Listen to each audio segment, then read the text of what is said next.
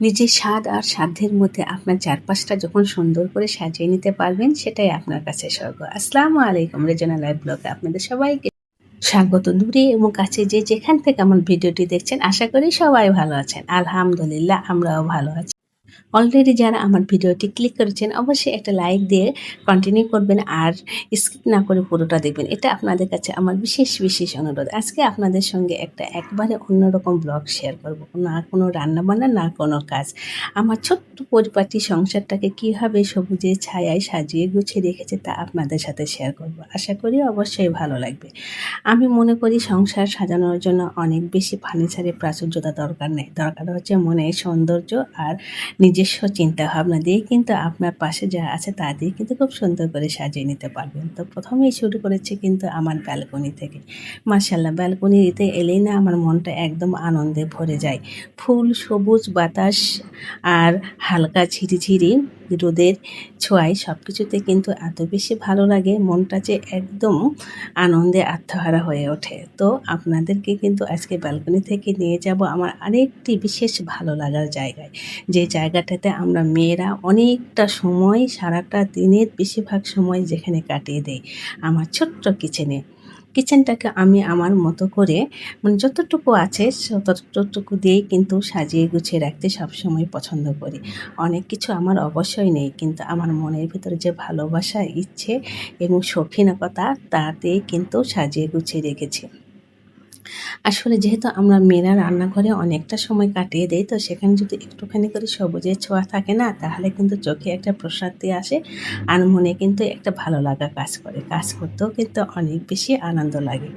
তারপরে কিন্তু চলে এসেছি এই তো, যেখানে আমার খুব সুন্দর মানি প্লান্ট রেখেছি। মাশাআল্লাহ, মানি প্লান্টগুলো এত সুন্দর গ্রো করেছে, ভীষণ ভালো লাগে দেখতে। তো সবসময় মন চায় যে যেখানে সেখানে হাত দিই, সব জায়গাতেই যেন চোখ একটু সবুজে আটকে যায় আর মনে যেন একটু ভালো লাগা কাজ করে। আসলে ঘরের প্রত্যেকটা কোণ যখন আপনার হয়ে কথা বলবে না, তখন সেই ঘরটা শুধু ঘর থাকে না। শুধুমাত্র ৪ দেওয়ালের একটা ঘর থাকে না। সেই ঘরটাই কিন্তু ভালোবাসা আর মায়ায় ভরে যায়। আর একটা ঘর দেখেই কিন্তু একজন গৃহিণীর রুচির পরিচয় পাওয়া যায়। আসলে সবার যে সব কিছু থাকবে তার কোনো মানে নেই। আর আমার সবসময়ই অন্যদের কোনো কিছু দেখেই কিন্তু অনেক বেশি মানে ওইভাবে যে সাজাতে হবে সেটা আমার কখনোই মনে হয় না। আমার মনে হয় আমার যতটুকু আছে ঠিক ততটুকু দিয়ে আমি আমার মনের মতো করে সাজিয়ে গুছিয়ে আমার ছোট্ট সংসারটাকে পরিপাটি করে রাখি।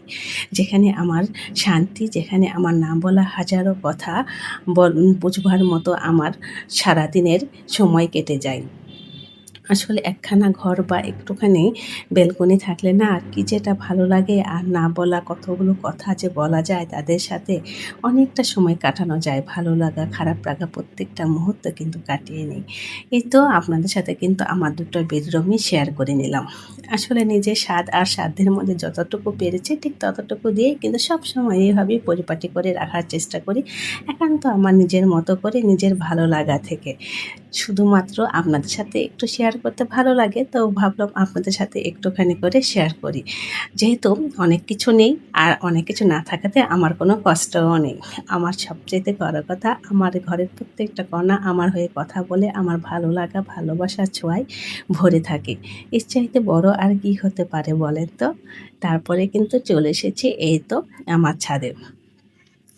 আসলে ছাদে কয়েকদিন বৃষ্টির পানিতে গাছগুলো অনেক সুন্দর হয়েছে। তো ভাবলাম যে গাছগুলো নিয়ে একটু বসি আর তাদের সাথে কিছুটা সময় কাটাতে। আর গাছের যেহেতু ডালগুলো একদম বড় হয়ে গেছে, এগুলো একটু করে কাটিং করব আর কিছুটা পরিচর্যা করব। সব মিলিয়ে কিন্তু মানে সময়টা এভাবে কাটিয়ে দিই।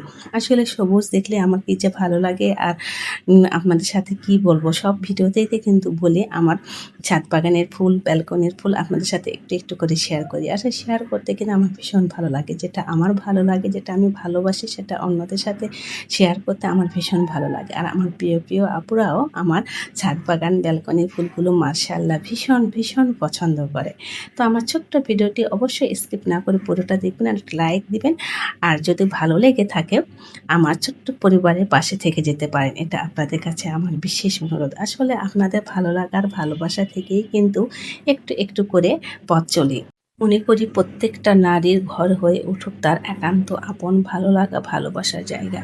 আসলে নিজস্বতা বলে কিছু একটা জিনিস থাকতে হয়, আর সেটা হচ্ছে কিন্তু নিজের মতো করে সাজিয়ে গুছিয়ে নিজের সংসারটাকে পরিপাটি করে রাখা। হোক না কেন অনেক বেশি বড় বা হোক না কেন কুঁড়ে ঘর, তাতে যদি থাকে ভালোবাসার ছোঁয়া আর একটুখানি মায়া মমতা, তাহলে সেই ঘরটি কিন্তু স্বর্গের মতো। আসলে ভালোবাসা দিয়ে না সব কিছু জয় করা যায়। প্রত্যেকটা জায়গায় প্রত্যেকটা মানুষকে, পরিবারের প্রত্যেকটা সদস্যের হৃদয়কে স্পর্শ করা যায় নিজস্ব মনের প্রাচুর্যতা, সৌন্দর্য আর মানবিকতা দিয়ে। তো আমি মনে করি প্রত্যেকটা গৃহিণীদেরই ঘর হয়ে উঠুক শুধুমাত্র ভালোবাসা আর নির্ভরতার, আর যেখানে থাকবে আস্থা, বিশ্বাস আর একে অপরের প্রতি সূর্য হাত ধরে জীবন কাটিয়ে দেওয়ার মতো একজন মানুষ।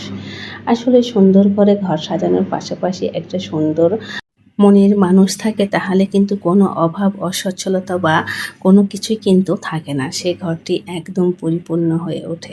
তো আপনাদের কাছে কেমন লাগলো আজকের ভিডিওটি অবশ্যই কিন্তু কমেন্ট করে জানাবেন, আর আমার ছোট্ট পরিবারটি পাশে থেকে যাবেন, এটা কিন্তু আপনাদের কাছে আমার আবারও অনুরোধ রইল। আর আমার অসংখ্য ভুলগুলো অবশ্যই ক্ষমা সুন্দর দৃষ্টিতে দেখবেন, আর আমার রুম ট্যুর ভিডিওটি কেমন লাগলো অবশ্যই কমেন্ট করে জানাবেন।